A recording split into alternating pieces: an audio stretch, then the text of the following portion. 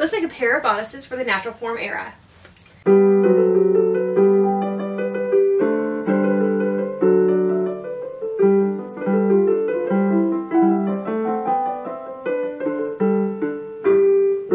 Hi everyone, I'm Caitlin and I teach Old Fashioned Sewing Skills, and today we're going to work on bodices for an 1880s dress. So if you haven't seen the previous videos, I will link them, but we made an 1880s skirt for more of a mid-1880s dress 2 years ago, I believe. And I need clothes for an 1882 event that's coming up very quickly. So, and I don't have any 1882 clothes. So I'm using the 1885 skirt because I talked to my friend Marna, who is an expert in this time period, collects a lot of originals. She says the skirt shapes don't change much. And so I just made a new overskirt and slash bustle type thing for the natural form. And we're going to use the excess fabric from that to make a pair of bodices. I need a day bodice and I need an evening bodice. So we're going to make both today. So let's get cutting. I've already cut out the day bodice. And I'm going to use the day bodice to cut out the evening bodice, but we're going to change some things. For reference, this is what we're going to model the day dress off of. And this is how we're going to do the evening bodice. So what I need for the evening bodice is the fabric that matches the overskirt, which is in our case is a shot silk. Pink and gold, so it changes color as it moves. I need the back and side back cut from that. The front is going to be kind of a half and half situation because it makes it look like a vest.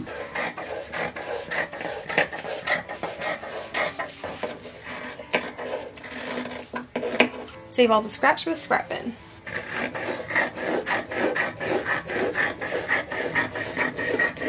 So I am going to extend the back quite a bit to get those flaps that you see in the original. Mine aren't going to be quite as long, just due to fabric constraints, but they're going to be close. So I will have, when it's finished off, probably about 16-inch flaps in the back. Now in theory, I should be making a mock-up before cutting into real fabric, but I live on the wild side and we just kind of do things and hope they work out. Fortunately, I'm doing this long enough so most of the time it does work out. If you're new to this, I highly suggest making a mock-up of scrap fabric. Alright, front bodice is where the most changes are going to happen. Of course, I changed the high neck to a V-neck like the original. Cut off a lot of the skirt bit of the bodice itself and just made it a, pointed waist. So what I'm going to do is, the green fabric, of course, is going to be that very frontal piece. I'm not going to cut the whole thing out of that. I'm cutting the whole thing out of lining.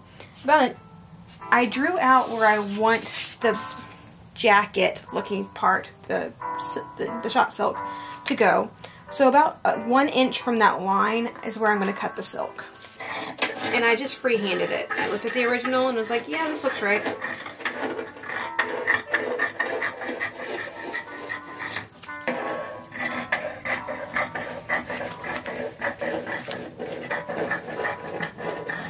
So now I have the silk bit, or the green silk bit. I only have this left, so not very much left, but we should be able to get this no problem. And look at that, it just happened to be the exact length of fabric left. So leave me some scrap if I need to piece something, or what have you.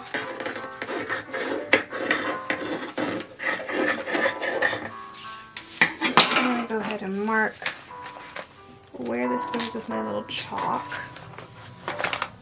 Very loosely, because again it's free-handed, so none of this is exact. With some scrap. So now I have all my pieces cut out. So my next step is I am waiting for the trim to be delivered, which is velvet ribbon. But in the meantime, I'm going to go ahead and dye this, so we have that. Alright, we're going to stitch this whole project on Wilma, which is 1872 or 74. I always forget and get it mixed up.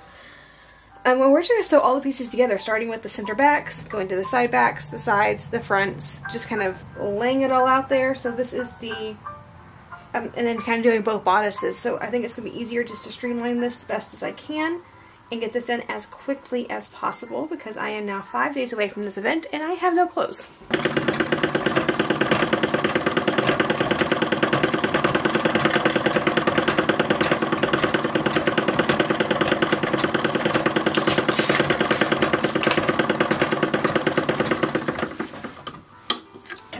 Because it's a chain stitch machine, no bobbin, we're going to need to tie off each and every end.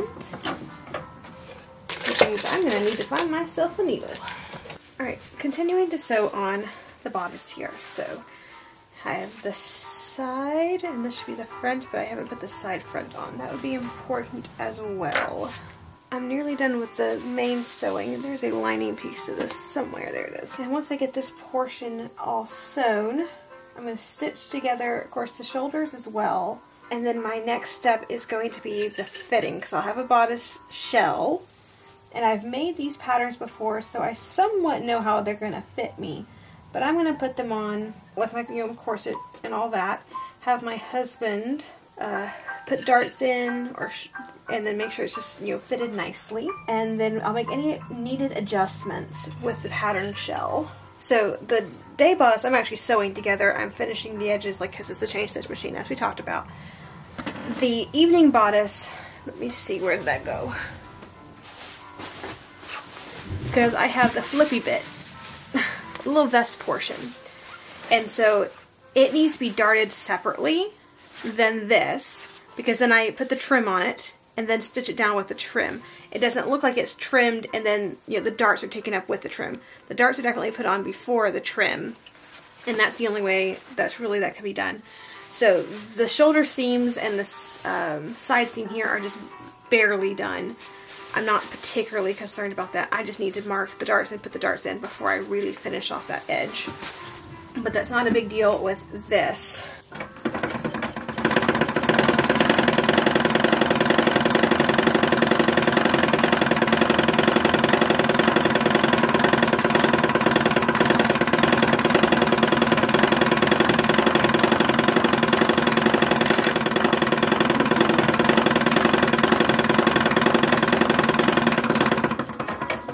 At some point I do need to finish all of these interior seams, because by the 1880s we are typically overcasting the edges on our dresses, particularly nice dresses, and since this is a silk dress, this qualifies as nice.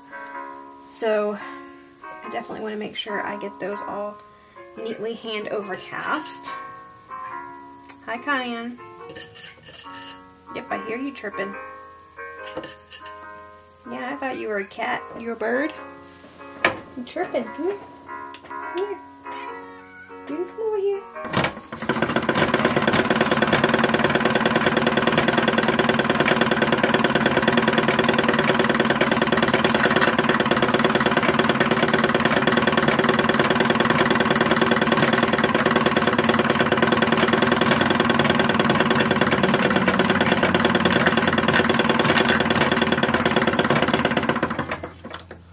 I think I hem it with the trim fabric. I think we already discussed that.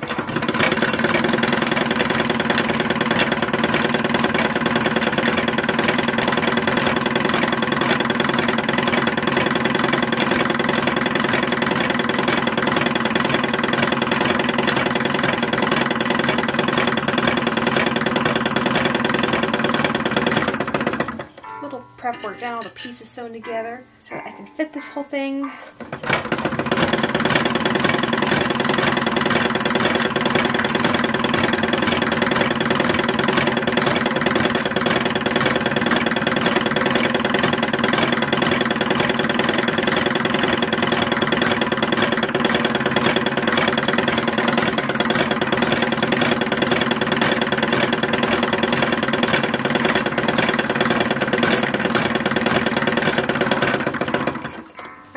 Sleeves, I'm going to go ahead and put on the trim on this is the long sleeve.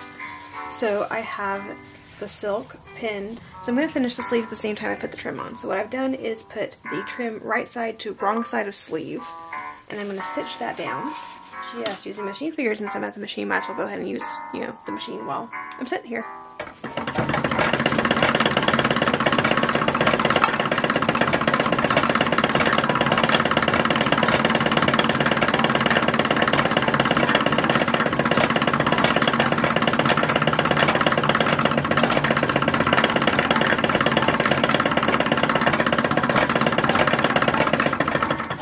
Now I can fold this over, fold that end in just a hair, fold over just like that, and stitch that down by machine. So now I have a trim, but I also have a finished edge on the inside. Alright, I am sitting on my bed in my chemise. I have not felt well today. But I want to get these done because I have an event. Now it's like in 3 days and I still have no clothes for it. Because I have it fitted and then hand whipping all the edges. I am going to do it on the silk dresses. I don't think either one of these cotton dresses is going to get the seams finished. This is taking far too long. But yeah, I have boning in there. I am pinning the edge so we can bind that by machine. I got an extra bit of lining on the frontal pieces because it's going to need a little bit extra for the buttons and buttonholes, which I think I'm going to have Rhett do the buttonholes because he's asked how he can help because he knows I'm stressed out about this event and getting all these clothes done, which is very nice of him, and he's the one who taught me how to do buttonholes, so I'm going to let him do the buttonholes, most likely. And other than that, it's just getting all these little edges finished, binding, because this really is fraying. Like, it does need to be finished. I also added, this is just the day bodice, a waist stay. I'm going to need a hook and eye in that, or a couple hooks and eyes in that. But I have not touched the evening bodice yet, other than fitting it. So it's fitted, and I just got to do the exact same thing with this bodice, with that bodice as I'm doing with this bodice, which is finishing all the edges, making sure the neckline is finished. I have to look into that. I might be binding that with the velvet ribbon. I should have done that where you don't see the selvage on this. I was looking through my fabric stash going, oh, I need some, scrap fabric to finish the edge of this bodice on. And I was like, oh, polka dots. Polka dots were a thing in the 1880s. I could do that. And then forgot to turn it around to where I don't see the selvage. Trying to cover it up the best I can. Most situations I would just say, it's the inside, people don't see it. But this dress is for me, and I am somewhat known for disrobing myself to show people what underpinnings look like. So people will likely see the bottom and inside of this dress, which is one of the reasons I am usually very particular about how things look on the inside. Good news is the fitting wasn't particularly difficult. Rhett's fit me in things before, so that wasn't that big of a deal. And most of it is really, I just need everything nipped in at the waist a bit because my bust size is a lot bigger than my waist size. Stick a piece of bone in here. And as I kind of get through things, I've been putting the pins back in. I don't know if you can hear the dog snoring. But that's her snoring in the background. I've been playing the really fun game called Where I Just Set My Needle because I literally just had it in my hand. And that game's vastly less fun when you're sitting in your bed where you sleep. Getting close to the end of this day bodice. There'll be the whole evening bodice to attend to after that, but at least I'll have the day bodice complete. So I've been putting the bony channels in at the same time as I whip this shut. And some of the bony channels I have not been putting all the way up, simply because I just don't have enough boning to do both bodices the way I like. I think I'm gonna have to buy some more boning before I do the next two bodices. But I can wait a day before working on those because I also have a parasol and a bonnet I need to get to because I don't have either one of those things. But yeah, I've been making sure for just for fitting purposes, I've noticed that around the hips, because it's such a fitted garment, I really need boning at the hips to keep it from riding itself up. Evening bodice, and I'm working on putting in the waist stay. So this is something that I don't see. Okay, I think the earliest I've seen it is 1864. I saw it on a very nice silk wedding dress. Sorry, the dog is directly underneath the camera. And what I'm doing is basically putting in a piece of tape of some kind. This is twill tape. That I've seen them about 1/2 inch to maybe 1.5 inches. That might be a little bit too big. Off the top of my head, up to 1 inch wide. And basically you stitch it in the back of your bodice. It doesn't have to go anywhere else. But you'll pull this around to the front of your waist. And typically I've seen hooks and eyes here. And what it does is just kind of pulls the back straight into your waist to make it look a little bit more fitted. Alright, sewing on the bottom edge of the dress trim.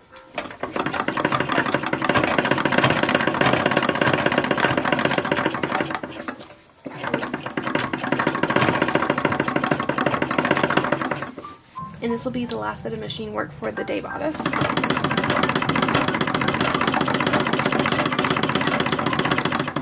As all I'll have left is buttons, buttonholes, which we gotta make the buttons. I'm gonna ask Brett to do the buttonholes if he would be so kind to help me with that. And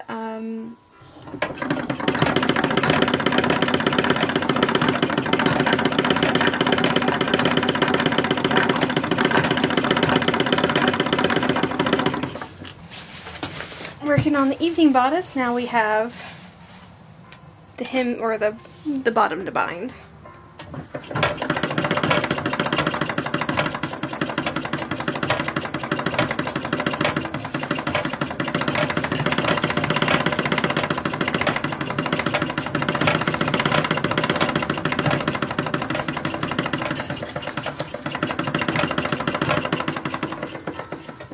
We are hitting the trimming portion of the evening gown. We're going to use some lace around the edge.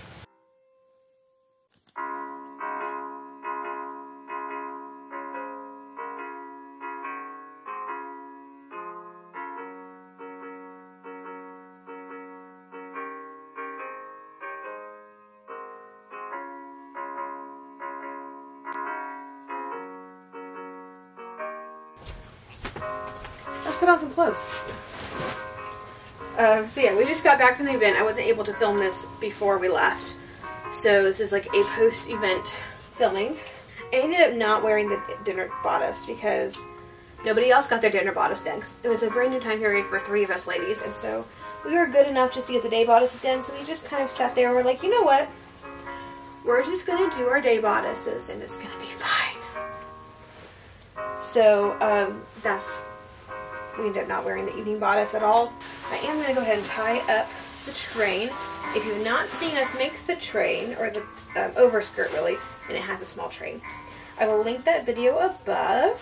If you're on the channel much, you probably have already seen me, at least in the day bodice, because the Marplot, which was the parlor charade that we did at the event, has already debuted. So if you've not seen that, I will link that above as well.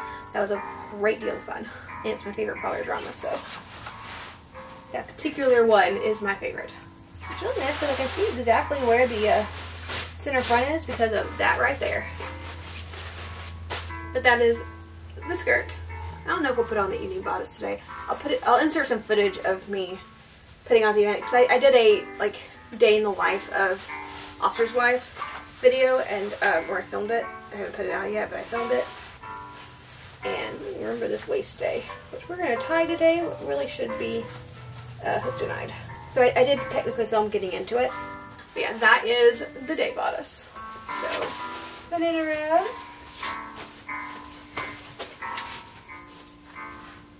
Yeah, that's essentially it. Last month on the skirt, we made the overskirt, and then we also fixed up the pleats so that they don't unpleat themselves. And I used